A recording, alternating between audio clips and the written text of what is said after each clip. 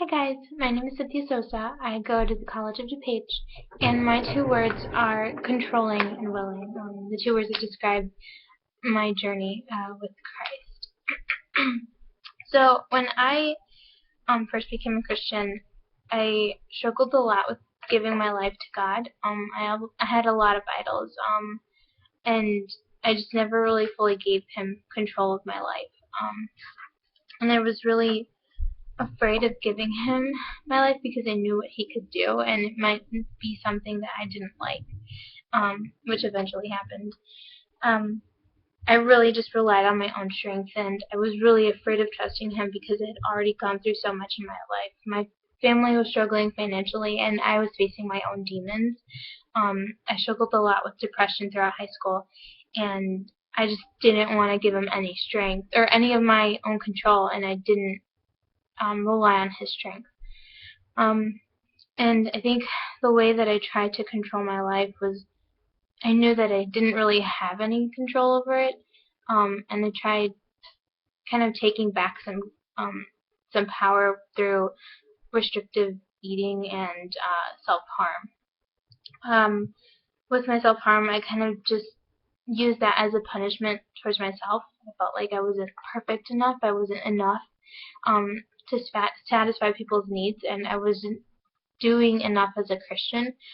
And it was just a really difficult time in my life where I had to realize that I am enough for God, and that's really all that matters. And with the eating, I just felt like it was just one more thing that I was able to control, that I had power over. And again, it was just me not trusting God at all. And I kind of realized that a lot of that where I had to surrender my life to him was when I wasn't able to go to college after my senior year. I ended up having to take a year off of school because my financial aid didn't go through, and that was just a really, really difficult thing for me to understand. And I I kind of realized that that was him taking something that I held before him, and he stripped it away from me. He knew that I would put school before him, and I wouldn't be focusing on my relationship with him, and I wouldn't be fully surrendering my life to him and laying everything down on his feet.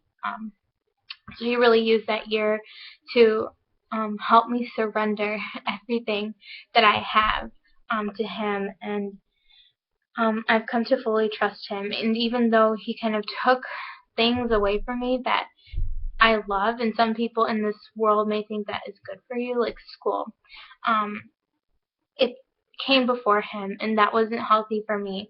Um, I would have been totally stressed out with school, and that he knew what I could handle and what I wouldn't be able to handle at all. And he provided so much for me in that year that I had to take off. And now that I'm at COD, I'm I'm so grateful to be there. I appreciate it so much more if I compared to if I were going when I was supposed to be going.